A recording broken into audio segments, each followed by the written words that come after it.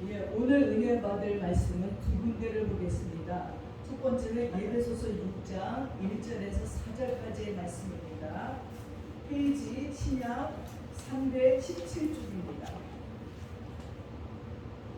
316쪽, 317쪽 힘듭니다. 찾으셨는지 알고 제가 봉독해 올리겠습니다. 자녀들아, 주 안에서 너희 부모에게 순종하라. 이것이 옳으니라. 내 아버지와 어머니를 존경하라. 이것이 약속이 있는 첫 계명이니 이로써 내가 잘되고 땅에서 장수하리라. 또 아기들아, 너희 자녀를 누욕게 하지 말고 오직 주의 교훈과 훈계로 양육하라. 또한 마가복음 7장 보겠습니다. 마가복음 7장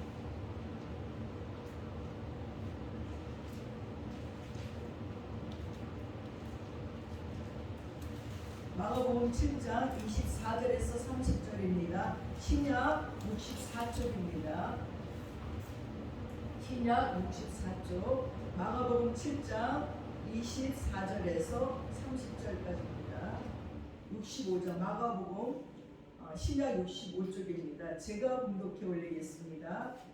예수께서 일어나사 거기를 떠나 두로 지방으로 가서 한 집에 들어가 아무도 모르게 하시려 하나 숨길 수 없더라. 이에 더러운 귀신 들린 어린 딸을 둔 한 여자가 예수의 소문을 듣고 곧아서 그 발 아래에 엎드리니 그 여자는 헬라인이요 수로보니게 족속이라. 자기 딸에게서 귀신 쫓아내 주시기를 간구하거늘 예수께서 이르시되 자녀로 먼저 배불리 먹게 할지니 자녀의 떡을 취하여 개들에게 던지니 마땅치 아니하니라. 여자가 대답하여 이르되 주여 올소이다마는 상아래 개들도 아이들이 먹던 부스러기를 먹나이다. 예수께서 이르시되 이 말을 하였으니 돌아가라. 귀신이 내 딸에게서 나갔느니라 하시매 여자가 집에 들어가 돌아가 본즉 아이가 침상에 누웠고 귀신이 나갔더라. 아멘. 한 주간 잘 지내셨는지요? 오늘은 어버이 주일로 저희들이 지키는 주간입니다. 어버이 주일을 맞이할 때마다 우리는 부모님들에게 얼굴을 들 수 없지요. 그러면서도 그날 잠시뿐이고 여전히 우리는 부모에게 어리광을 부리고 또 때를 부리고 또 마음을 아프게 하는 자녀들이기도 합니다. 그러나 사람이 사람답게 삶을 사는 데에는 두 가지의 관계를 잘해야 됩니다. 첫째는 사람을 창조하신 하나님과의 관계이고 두 번째는 사람과의 관계입니다. 저 10계명에서는 1계명에서 4계명까지는 하나님과의 관계를 대해서 설명했고 그리고 다시 5계명에서 10계명까지는 사람과의 관계를 말했습니다. 그 중에 첫 번째가 사람과의 관계 속에 부모님과의 관계 속에 내 부모를 공경하라는 말이 10계명에 있습니다. 사람과의 관계 속에 첫 번째가 내 부모를 공경하라는 것입니다. 여러분, 우리 예수님께서는 그가 33년의 삶을 살면서 그의 육신의 부모인 마리아와 요셉에게 최선을 다해서 공경했던 것을 성경에 볼 수 있습니다. 하나님이시면서 이 땅에 오신 예수님이 육신의 아버지 요셉을 따라서 목수일을 했다는 것을 우리는 잘 압니다. 만약에 목수일은 그 당시 천한 일이라고 얘기합니다. 근데 만왕의 왕 우리 하나님께서 예수의 모습으로 마리아를 통해서 이 땅에 오셔가지고 그 육신의 아버지가 목수일을 하는데 그 목수일을 부끄럽다고 여기지 아니하고 예수님도 그 목수일을 하셨다는 겁니다. 또 마리아를 어머니로 섬기는 데 있어서 제가 생각하기에는 아마 예수님은 자녀로서는 이렇게 해야 된다는 모범으로 살았을 것이라고 생각합니다. 이 땅에 태어난 자녀라면 이렇게 해야 된다, 이렇게 부모를 공경하고 섬겨야 된다고 우리 예수님은 샘플로 살았을 줄 믿습니다. 그래서 마지막 십자가의 못을 박힐 때도 아버지 하나님의 말씀에 순종해서 웬만하면 이 자리 내게서 지나갔으면 좋겠습니다. 내가 십자가의 이 참혹함을 지나갔으면 좋겠습니다. 하나님 아버지, 제발 이게 아니어도 인류를 구원할 수 있는 방법이 있다면 이 잔이 내게서 지나가게 해주세요. 그러나 우리 예수님은 땀이 핏방울이 되도록 애쓰면서 겟세마네 동산에서 기도하셨습니다. 얼마나 온 힘을 애를 썼으면 땀방울이 터져갖고 피가 나왔습니다. 여러분 이렇게 기도해 봤습니까? 정말 그런 경험을 한번 해보세요. 안 이루어질 소원이 없습니다. 엎드려서 모세도 기도할 적에, 많은 선지자들이 기도할 적에 무릎을 꿇고 무릎 사이에 얼굴을 받고 하나님 앞에 완전히 통곡하며 기도할 적에 이 혈관들이 다 터져버리는 거예요.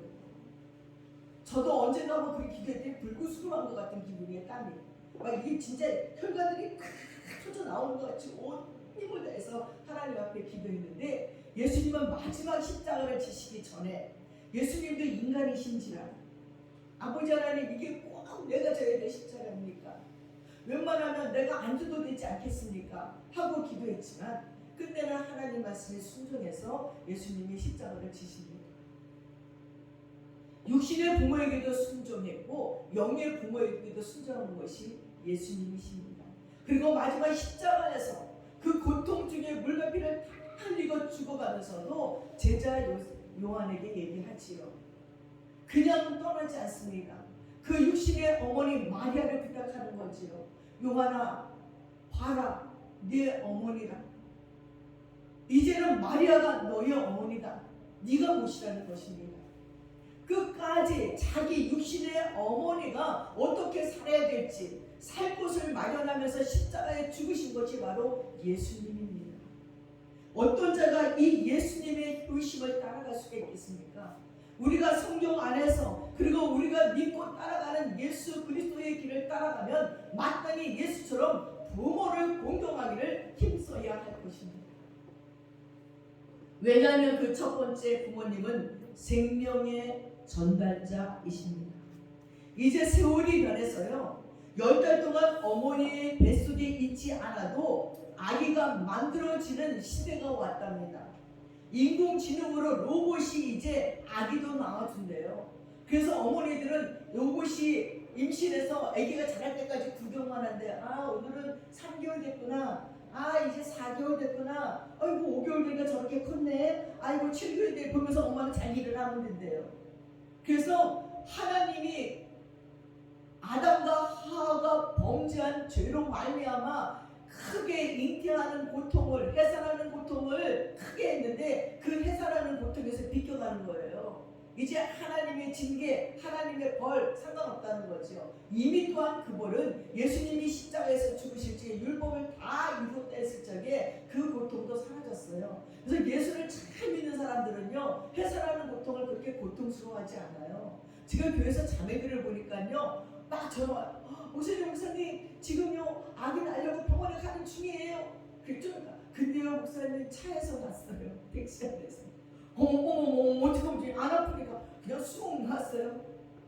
이상하게 기도 많이 하고 예수를 잘 믿는 자들은 그렇게 아파하지 않더라고요. 그래서 제가 생각했어요. 아, 잉태하는 고통을, 해산하는 고통을 크게 덜이라 하셨지만 예수님께서는 십자가에서 내가 율법을 다 이뤘다 했을 적에 그것도 첫 번째의 율법이었던, 첫 번째 지켜야 했던, 첫 번째 우리에게 주어졌던 벌은 해산하는 고통도 강해지는구나. 그러나 예수 안 믿는 사람들이 아기를 낳고 와서 하는 얘기가 남편도 꼴보기 싫고 남편 신발도 밖으로 던져버리고 아기도 보기 싫대요. 산후 우울증이 온대요. 너무너무 고통스럽고 너무 아파서 다시는 아기를 안 낳겠다고 하는 사람들도 많이 보았습니다.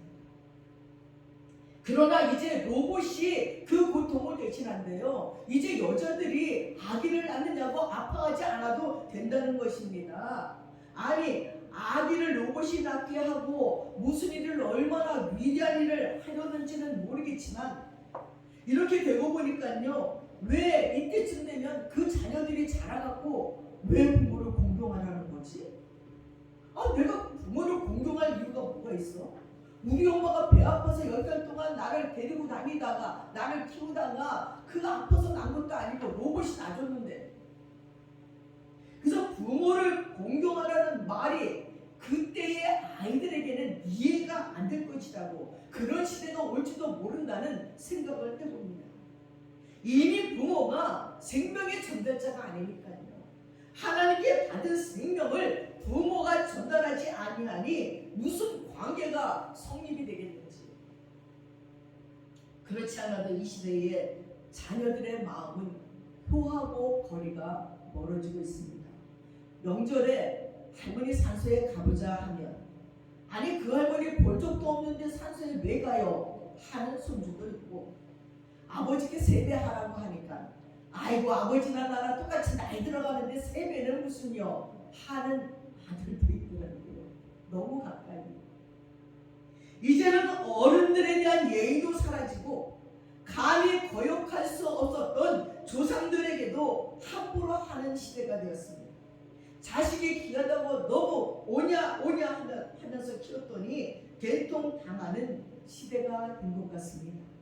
로봇이 부모가 아니어도 이제 자녀들은 그렇게 자기 중심적이 되었고 이기주의자가 되었습니다. 부모에게 사람에게 냉담한 시대가 되었습니다. 불효막심함이 이제는 흉도 아닙니다. 당연한 태도같이 여겨지고 있습니다. 자기 일을 위해서 부모를 사용하다 버리는 시대가 된 겁니다.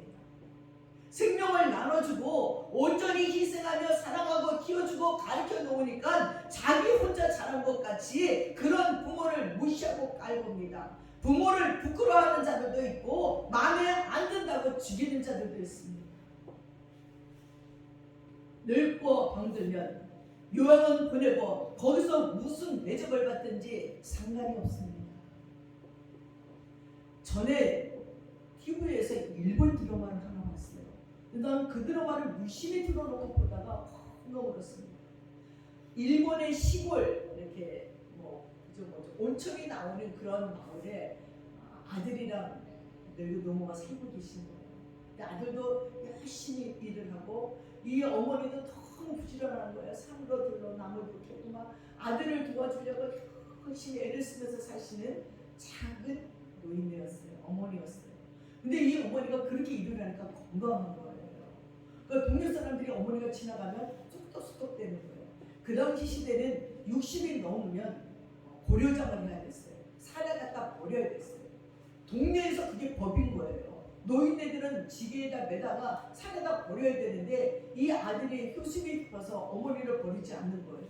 근데 어머니는 이제 아무 생각 없이 동네 일을 하고 지나가는데 사람들이 아유 저 노인네는 아들 등골을 빼먹고 사네. 아우 나 이도 건강해서 먹기도 잘 먹는데 지금 아자아자 채시도 없고 막 동네 사람들이 그러는 거예요. 근데 이 어머니가 돌아서 집에 와서 생각해 보니까 이 주책 맞은 노인네구나. 내 아들이 얼마나 힘든데 나는 이렇게 이가 좋아서 먹기도 잘 먹고 죽지도 않는구나. 그래갖고 이 일을 돌멩이로 일을 다 부셔버려요. 아들이 오니까 입이 막 피를 흘려서 어머니 왜 이래 내가 아니다. 내가 이가 좋아. 이 늙은 게 주책이지. 이가 좋아서 내가 음식을 너무너무 잘 먹는다. 이를 다 부셔버리는 거예요. 그리고는 못 먹으니까 음식을 못 먹으니까 자꾸 몸이 허약해지는 거죠. 빛이 허약해지니까 아들아 허약해져가지고 일어나지도 못하는데 동네 사람들 아들한테도 계속 얘기하는 거야. 야, 이런 걸 고려장 안 하니? 이런 걸 고려장 안 하니? 그러니까 네가 안 하면 우리가 고려장하는 게 부끄러운 거예요. 자기 어머니, 자기 아버지를 갖다 버리게. 막 그리고 할 수 없이 못 먹어서 기운도 없는 어머니를 집에다 싣고 산을 올라가면서 아들이 어머니가 좋아하는 노래를 부릅니다. 근데 이 어머니가 지게에 이렇게 얹혀서 가면서 아들의 목을 잡고 지게를 잡고 이렇게 올라가면서 길에 있는 나뭇잎을 자꾸 떠서 길에다 이렇게 버리는 거야. 어머니 뭐 하십니까? 아니 이따가 너 내려갈 적에 길 잃어버릴까. 저는 그걸 보면서 우리나라도 그 고려장에 대한 이야기가 있는데 야 일본에서 그 고려장이 시작됐구나 하는 생각이 들었습니다. 그렇게 어머니를 산길에다 버리고 돌아오는 아들은 막 울습니다. 그리고 하루 이틀이 지나서 이야기를 못 견디고 그 산을 향해서 막 달려가는 그 영화를 본 적이 있습니다. 사랑하는 여러분, 요즘의 고려장은 외어머니예요. 늙고 병들면 다 영화를 보내. 어떤 자식이 직장을 그만두고 모든 걸 포기하고 부모를 돌보는 자는 없어요. 그래도 나라에서 요양원을 만들어서 많은 의료법이 바뀌어서 이만하니까 부모님들을 요양원에도 보낼 수 있지. 그렇지 않으면 갖다 버리는 자식들이 얼마나 많은지. 여행 간다고 버렸다는 일들이 신문에 나고 막 그랬잖아요. 근데 이제는 요양원이 있으니까 요양원에다 데려다만 줘도 좋겠대요. 거기 간호원들이. 근데 그것조차 안 하면은 이 부모님들이 거리에다 버리면 어디서 죽을지도 모른다고 얘기하는 것도 들었습니다. 사랑하는 여러분, 그런 시대에 시 한 편을 제가 읽었습니다. 그 시가 너무나 귀해서 여러분에게 소개하겠습니다. 제목이 어머니 앞에서 이종호라는 시인이 썼습니다. 해가 서산에 지기 전에 가야 한다.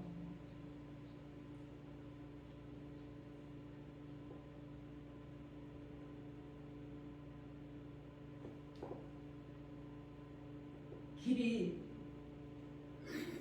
멀어지기 전에 가야 한다.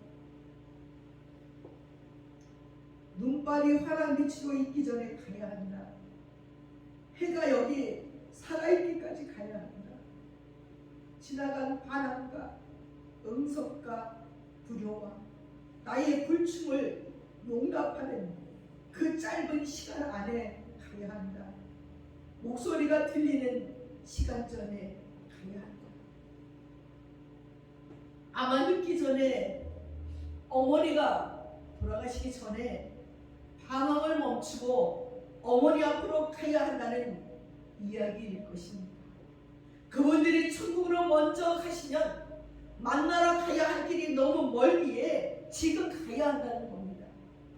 어머니가 아버지가 살아계실 때 모든 불교와 불충을 용서받을 수 있는 시간에 가야 하고 목소리를 들을 수 있을 때 가야 한다는 이야기입니다. 사랑하는 여러분, 우리 모두에게는 어머니와 아버지가 우리 곁에 살아계심이 주님의 축복입니다. 어떤 선생님이 시골 분교에서 교편 생활했을 때의 일이라는 겁니다. 학교를 출퇴근하려면 시냇물을 건너야 되는데 이 시냇물은 돌을 고정해 놓은 징검다리를 건너가야 했습니다. 근데 어느 날 퇴근을 하기 위해서 그 징검다리를 건너고 있는데 하나가 잘못 놓여 있었나 봅니다. 그 돌을 받고 미끄러져 갖고 물에 빠져버리고 말았어요. 마침 서울에서 내려오신 그의 어머니가 집에 돌아온 아들에게 물어봅니다. 얘야 어쩌다 이렇게 옷이 다 젖어버렸니? 내 어머니 제가 징검다리를 디디고 시냇물을 건넜다가 잘못 놓인 돌을 밟는 바람에 물에 빠졌어요. 그러자 어머니가 들었습니다. 그래 그러면 네가 밟았던 잘못 놓인 돌을 바로 놓게 왔겠지? 아들의 머리를 극적극적이며 얼른 집에 와서 옷을 갈아입어야겠다는 생각만 했지 그 돌을 바로 놓아야 한다는 생각은 미처 못했어요. 그러자 어머니가 아들을 나무려고 말합니다. 다른 사람들이 시냇물에 빠질 수도 있는데 어떻게 그냥 올 수가 있는 거냐? 당장 잘못 놓인 돌을 바로 놓고 오너라. 그리고 나서 옷을 갈아입도록 해라. 처음에는 어머니 말씀이 야속하게 들렸지만 100번 생각해도 옳은 말씀이라고 생각해서 돌을 바로 놓고 돌아왔습니다. 그 아들은 어머니의 말씀을 늘 가슴에 새기며 무슨 일을 하든지 돌을 바로 놓는 마음으로 매사에 임했습니다. 내가 겪은 아픔을 다른 사람은 겪지 않게 바로잡을 용기, 내가 배려받고 싶은 만큼 다른 사람을 배려하려는 마음, 이런 마음들이 돌을 바로 놓는 마음들이 아닐까 생각해 봅니다. 우리는 아름다운 세상을 살기 원합니다. 배려로 넘치고 웃음으로 가득 찬 행복한 세상, 그런 세상을 만들기 위해서는 남이 아닌 내가 먼저 바뀌고 배려해야 한다는 것을 늘 잊지 않았으면 좋겠습니다. 이런 교육을 집에서 어머니들이 하셨습니다. 훌륭한 어머니에게 받은 교훈이 그 인생을 바꿔놓았습니다. 유대인의 어머니들은 집에서 이렇게 자녀들을 가르치고 교육했어요. 그래서 유대인은요, 유대인이라고 말하려면 아버지가 유대인이어서 유대인이 되는 게 아니라 어머니가 유대인일 적에 유대인이 된다는 것입니다. 이번에 이스라엘 가서 돌아다 보니까요, 아니 모든 상점에 여자들은 별로 없더라고요. 거의 다 남자들이에요. 우리 한국은 여자들이 밖에서 다 일하느냐고 자식 키울 정신이 없어요. 요즘에는 아기가 응아하고 태어나서 몇일 지나면 다 막 어린이집이고 다 보내요. 근데 유대인들은 자기네가 키우는 거지요. 애들을 주렁주렁 나오는데 더 어떻게 보내니까 어머니는 밖에 나가서 일할 새가 없어요. 집에서 자식들을 잘 교육하고 키우는 것이 최고의 그들의 사명인 것입니다. 그래서 유대인들의 어머니들이 아기를 목욕시킬 때 하는 기도가 있어요. 유대인들은 아기가 태어나면 하나님의 말씀이 수놓인 강보로 싼대요. 그 이유는 평생 하나님의 말씀 안에서 살라는 뜻입니다. 유대인 엄마들은요, 평소의 생활 속에서 자녀들과 친근히 교감하면서 자연스럽게 가르쳐요. 그 얘가 아기의 목욕이래요. 그래서 이 엄마는 아기를 목욕시킬 때 먼저 아기에게 동의를 구한대요. 목욕시켜도 될까요? 하고 친절하게 묻는데요. 어떤 형태든지 아이의 동의를 얻고 나서 목욕을 시키는 거예요. 아이가 싫어하면 억지로 시키지 않고 아기가 스스로 응할 때까지 아이를 구슬입니다. 그 대목이 중요한데, 아이를 자신의 종속물이 아닌 자기와 동등한 인격체로 대우하고 있는 것입니다. 그리고 엄마는 아기가 불편하지 않게 조심스럽게 목욕시키면서 아리의 기도문을 외우기 시작해요. 얼굴을 식혀주면서 하나님, 이 아이의 얼굴은 하늘을 바라보며 하늘의 소망을 갖고 자라게 하소서. 입안을 식혀주면서 하나님, 이 아이의 입에서 나오는 모든 말이 복스러운 말이 되게 하소서. 손을 닦아주면서 하나님, 이 아이의 손은 기도하는 손이요 사람을 칭찬하는 손이 되게 하소서. 발을 씻겨주면서 하나님, 이 아이의 손과 발을 통해서 온 민족이 먹고 살게 하소서. 머리를 감기면서 하나님, 우리 아기의 머릿속에 지혜와 지식이 가득 차게 하소서. 가슴을 씻어주면서 하나님, 우리 아기 가슴에 나라와 민족을 사랑하는 마음을 주소서. 5대양 6대주를 가슴에 품고 살게 하소서. 배를 씻겨주면서 하나님, 우리 아기의 오장육부를 건강하고 튼튼하게 자라게 하소서. 성기를 씻겨주면서 하나님, 우리 아기가 자라나 이 거룩한 성기를 통해 거룩한 백성을 만들게 하소서. 결혼하는 날까지 순교를 지켜 하나님이 원하시는 가정을 이루고 복된 자녀를 준비하게 하소서. 엉덩이를 씻어주면서 교만하지 않고 겸손한 자기에 앉게 하소서. 등을 씻어주면서 부모를 의지하지 않고 안 보이는 하나님을 의지하게 하소서라고 기도하며 아기를 목욕시킵니다. 아기는 평생 엄마로부터 수백 번의 목욕을 하면서 이런 기도문을 수백 번 듣게 됩니다. 기도 속에 담긴 엄마의 영혼은 알게 모르게 아이에게 전달이 됩니다.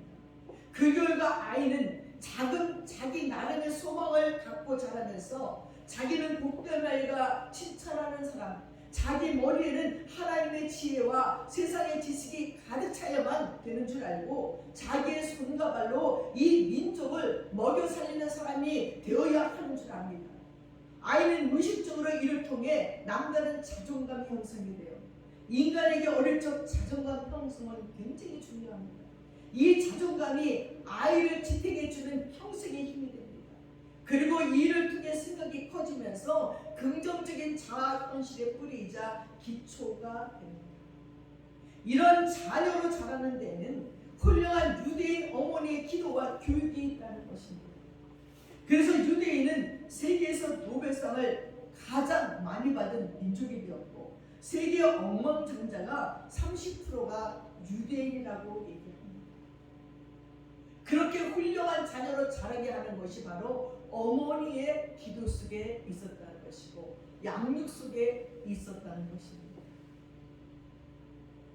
오늘 본문 말씀에도 보니까 술보인의 여인의 믿음의 이야기가 나오면서 이 딸을 위한 기도와 간증이 나오잖아요.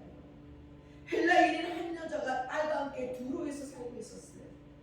가부인 이 여인에게 있어서는 이 아이가 그의 희망이고 전부였습니다. 헬라인이라 함은 그녀가 단순히 헬라 출신이라는 말이 아니라 문화적으로 종교적으로 하나님의 선택에서 배제된 이방인이라는 거예요. 그녀는 혼자 살아야 되는 아픔과 슬픔과 억울함이 많았지만 오로지 이 아이만을 의지하며 살았는데 모든 서러움을 모든 역경을 참고 살아왔는데 어느 날 큰 위기가 찾아온 거예요. 그것은 여인의 희망이고 전부인 아이가 귀신이 들려서 경련을 일으키며 아무 데서나 넘어지고 자빠지고 뒹구는 거예요. 이 여인은 이 아이를 낫게 하기 위해서 온갖 수단과 방법을 다 동원했어요. 그러던 중에 예수의 소식을 듣게 됩니다. 그 여인에게 예수의 소식은 정말 복음이었습니다. 수소문 끝에 예수님이 머무시는 곳을 찾아갑니다. 그 여인은 예수님의 발 앞에 엎드려서 간절하고 절실하게 예수님의 도우심을 간구합니다. 다윗의 자손 예수여, 이 불쌍한 여자를 살펴봐 주십시오. 제발 저를 불쌍히 여겨 주십시오. 자기 딸의 고통이 곧 자기의 고통이 되어버린 것입니다. 그 여인은 남이 뭐라 하든지 아무 상관이 없어요. 이 여인의 눈에는 오직 귀신 들려 괴로워하는 딸 아이의 모습만 있을 뿐이에요. 그 외에는 아무 관심도 없고 눈에 뵈는 것이 없습니다. 아무것도 보이지 않습니다. 그래서 그녀는 힘껏 소리칩니다. 있는 힘을 다해 소리쳤습니다. 다윗의 자손 내 예수여, 내 아이가 지금 귀신 들려 괴로워하나이다. 내 아이에게서 귀신을 쫓아내 주십시오. 예수님은 그때 그곳에서 제자들을 가르치고 있었습니다. 예수님은 들은 척도 안 하시고 무정하게 제자들만 그냥 가르쳐요. 예수님은 그녀의 청을 거절하면서 첫 번째 우선권은 자기 제자들을 가르치는 것이라고 했습니다. 식탁에서 음식을 취하여 개들에게 주기 위해서는 가족들의 식사를 중단할 수 없다는 것입니다. 내 자녀들을 먹인 다음에 부스러기를 그 개들에게 던져준다는 겁니다. 이방인은 그 여인에게 봉사하기 위해서 자기 제자들에 대한 사역을 중단할 수 없으시다는 거예요. 그래서 예수님은 냉정하게 거절을 합니다. 근데 이 부분에서 오해하지 마세요. 예수님은 냉정한 분이 아니에요. 왜냐하면 예수님이 가르치는 그곳에 제자들도 있었지만 사두개인 바리새인들도 있었어요. 근데 이방인에게 그렇게 선의를 베푸는 걸 다 싫어하는 거예요. 그래서 일부러 예수님이 튕기는 거예요. 그들의 마음이 어떤가 보는 거죠. 나는 내 자녀들에게 먼저 먹을 것을 주어야지. 이방인에게 개들에게 줄 수 없다. 이방인을 개처럼 취급하는 사두개인 바리새인들에게 아주 좋은 말을 한 거죠. 그 마음이 흡족하게 한 거죠. 자녀로 먼저 배불리 먹게 할지니 자녀의 떡을 취하여 개들에게 던지니 마땅치 아니하니라. 유대인은 자녀로 이방인은 개로 비유한 것이 그 당시 유대인들의 사고였기 때문에 예수님이 그렇게 얘기해버리는 것입니다. 28절에 보니까 그럼에도 불구하고 그 여인은 예수에 대한 신뢰를 표명합니다. 개라고 취급받으면서도 옳소이다. 그러나 개들도 자녀들의 빵부스기를 먹나이다 하고 얘기합니다. 자기 딸의 귀신 들림을 고치기 위해 난 개가 돼도 좋습니다. 그 빵부스기를 먹는 자가 돼도 좋습니다 하고 얘기하는 것입니다. 도대체 어떻게 이렇게 물러가란 말입니까? 하늘이 무너져도 절대로 그냥 갈 수 없어요. 내 딸을 고쳐주세요. 그런 체면, 그런 자존심이 아직도 문제가 되는 사람은요, 아직 여유가 있는 사람이에요. 개가 된들 어떻습니까? 자기 딸에게서 귀신만 쫓아낼 수 있다는 말입니다. 여기에서 우리는 딸에 대한 어머니의 사랑을 봅니다. 사랑하는 여러분, 오늘 말씀에 또 보면 내 부모를 공경하라 그리하면 이 땅에서 내 생명을 기리라. 우리는 언제 어디서든지 나에게 들려오는 하나님의 말씀은 모두 나를 향해 말씀하시는 하나님의 말씀으로 들으시기를 바랍니다. 그리고 그 말씀을 내가 듣기만 하는 말씀이 아니라 반드시 지켜야 하는 말씀으로 받으시기 바랍니다. 이사야 1장 19절 말씀에는 하나님의 말씀을 즐겨 순종하는 자에게 땅의 아름다운 소산을 내게 주리라고 약속되어 있습니다. 하나님 신 십계명 중에 제5계명에서 내 부모를 공경하라 내 생명의 길을 하신 데에는 하나님의 뜻이 계셔요. 하늘에 하나님 아버지가 계신 듯이 이 땅에는 우리를 낳아주고 길러주신 부모님이 계십니다. 하나님 아버지는 우리의 경외의 대상이 되지만 이 땅의 부모님은 우리의 공경과 효도의 대상이 되는 겁니다. 그렇다면 어떻게 하는 것이 부모를 잘 공경하는 것이 될까요? 첫 번째는 부모를 경홀히 여기지 않는 것입니다. 부모님은 나이가 들수록 점점 육신이 쇠약해지고 기력을 잃어가기 시작합니다. 그러다 보니 기억력도 점처럼 감퇴되고 기력도 쇠해지고 거동도 불편해져 가게 됩니다. 그러다 보면 자칫 부모를 멸시하거나 천대하게 될 수 있습니다. 이것은 결코 용납될 수 없는 폐륜의 죄입니다. 젊었을 때는 전혀 이해할 수 없는 일입니다. 오늘 아침에 저도 일어났는데 침대에서 벌떡 못 일어나게 된 거예요. 다리가 굳어서 침대까지 내려오기가 힘이 드는 거예요. 누워서 다리를 막 주물러요. 또 팔도 굳어지고 손도 굳어지고. 그래서 벌떡 일어났다가 뼈가 없어질 것 같아요. 천천히 일어나서 아이고 힘을 주고 다리를 치고 주무르고 일어납니다. 그러면서 생각했어요. 내가 어렸을 때 70이구나. 난 지금 28인데 나 왜 이렇게 못 일어나지 그랬더니 나 벌써 70이 됐네? 이 생각도 70이면 할머니잖아.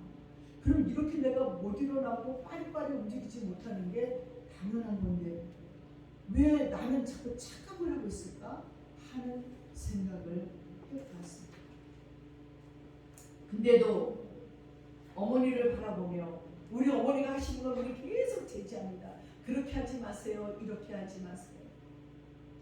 엊그제도 대전에 있는 친구가 오라에서 농장을 가는데 세상에 화장실을 정말 5분에 한 번 가시고 집에서 들어갔다 나오시면서 거실에 있는 화장실 갔다가 욕 먹을까봐 내 방에 있는 화장실 엄마 지금 거기서 나오면서 여기를 또 가?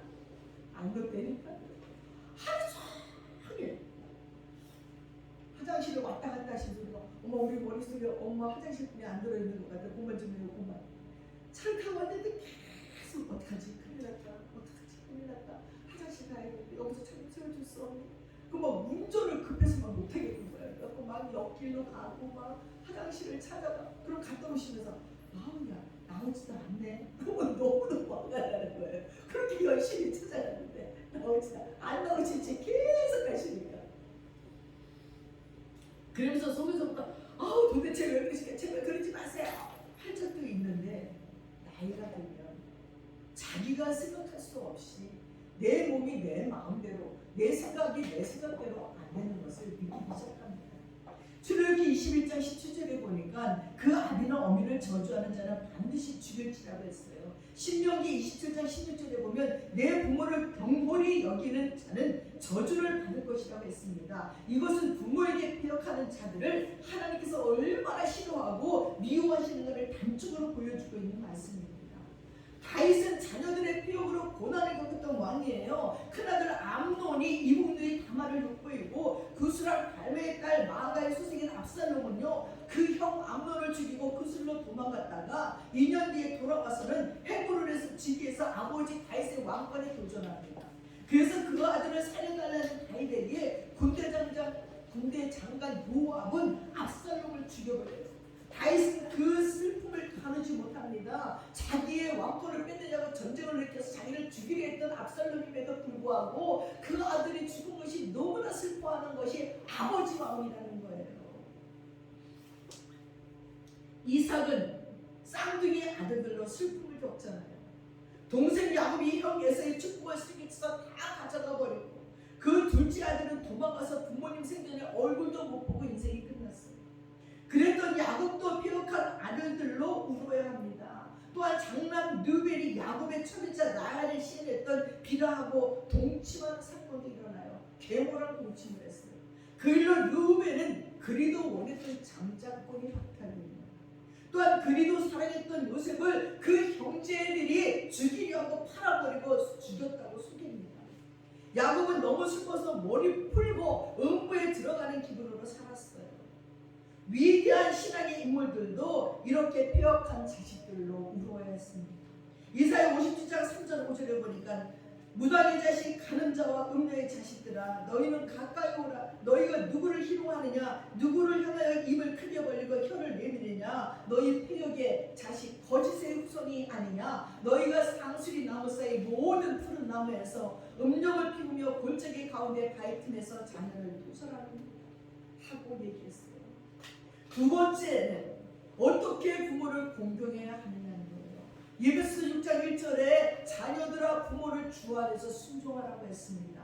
골로새서 3장 20절에는 자녀들아 모든 일에 부모에게 순종하래요. 모든 일이란 부모님의 말씀이라면 무슨 일이든지 무조건 순종하라는 뜻입니다. 부모와 자식 간에는 세대 차이라는 것이 있어서 언제나 둘 사이에는 의견상의 차이가 있을 수밖에 없어요.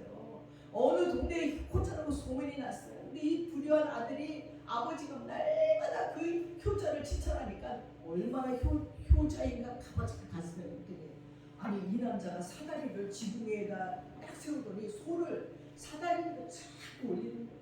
그러니까 이 소가 어떻게 사다리 위로 올라갑니까 지붕으로. 그러니까 이 불효자는 뒤에서 보면 어이 저 바보 멍충이 야 어떻게 사다리 위로 소가 올라가냐 이러더니 이 아들은 막 땀을 뻘뻘이면서 소를 사다리 위로 올리는 거예요.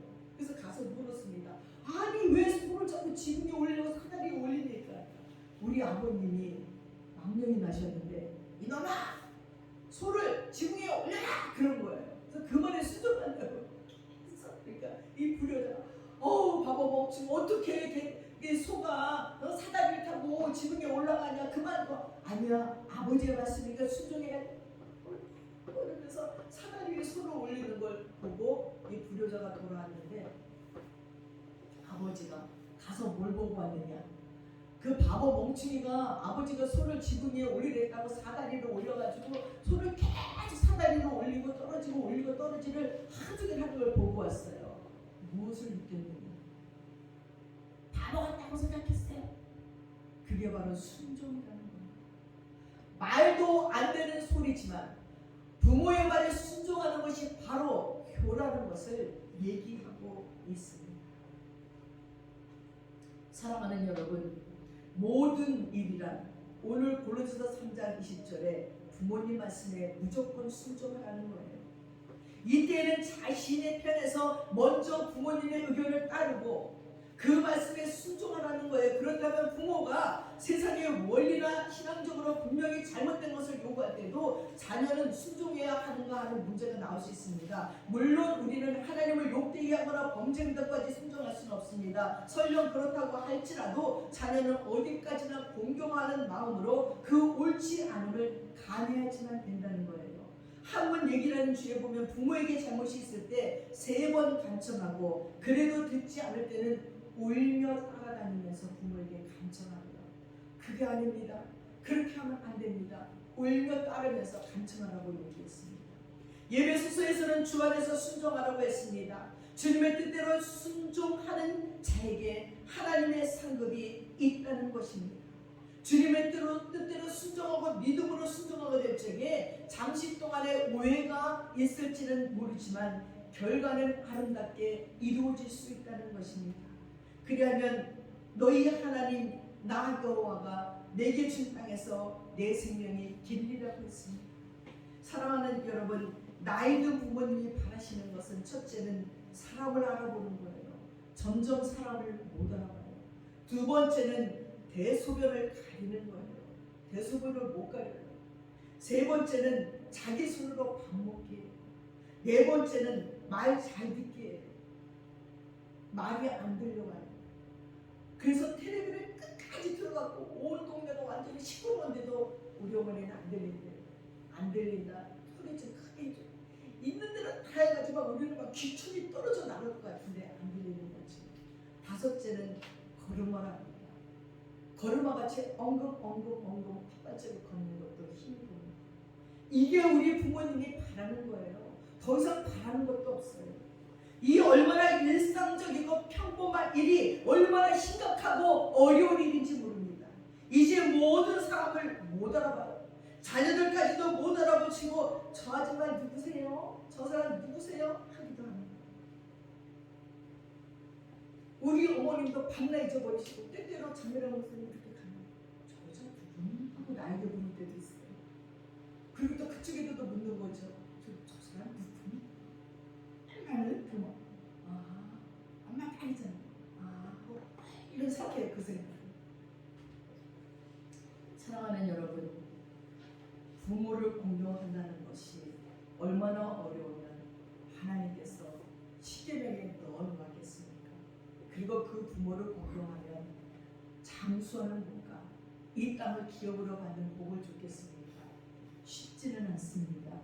건강한 부모님, 용돈을 팍팍 주는 부모님, 여러분의 응석을 다 받아주는 부모님, 그런 부모님은 괜찮지만 이미 때가 지고 때가 지나서 여러분을 받아들일 수 없는 연약한 부모님이 되실 적에 그 부모님을 공경하기는 쉽지 않습니다. 그러나 여러분, 오늘 우리 주님께서는 그 부모를 공경하고 율법에 십계명에 올라놓았습니다. 그 부모를 공경하셔서 우리 예수님처럼 마지막 순간에도 마리아 어머니를 요한에게 부탁했던 그 효심이 저와 여러분 모두에게 넘치기를 바랍니다. 그래서 부모를 공경하여 이 땅에서도 아버지 나라에서도 생명이 긴 여러분들 되시기를 축원드립니다. 기도하겠습니다. 사랑하는 아버지 하나님, 오늘은 어버이 주일로 우리 땅에서 섬기고 있습니다. 하나님, 매일매일이 어버이 주일이어야 되는데 우리 자녀들이 얼마나 불효했으면 나라적으로 법을 만들어서 아버지의 어버이 날을 만들었습니다. 그럼에도 불구하고 불효한 자들은 생각도 못합니다. 무엇을 섭섭하게 한 것인지, 무엇이 그들의 가슴에 못을 박았는지, 무엇이 그들을 슬프게 했고 그 눈에 눈물 나게 했는지 알지 못합니다. 자신들이 부모가 되고 자신들이 늙어 힘이 없어질 때에야 우리 부모도 이럴 때가 있었겠구나, 우리 부모도 이런 심정이었겠구나, 그때 이해할 것이라고 여겨집니다. 그러나 그때는 이미 늦어버렸습니다. 그때는 갈 수 없는 길이고, 그때는 만날 수 없는 길이고, 그때는 볼 수 없는 곳에 우리들의 부모님이 가 계십니다. 하나님, 볼 수 있고 만날 수 있고 말할 수 있고 사랑할 수 있을 줄 그 부모를 공경하며 사랑하는 저희들이 되도록 축복해 주시옵소서. 감사드리며 우리 예수님의 이름 받들어 기도드렸사옵나이다. 아멘.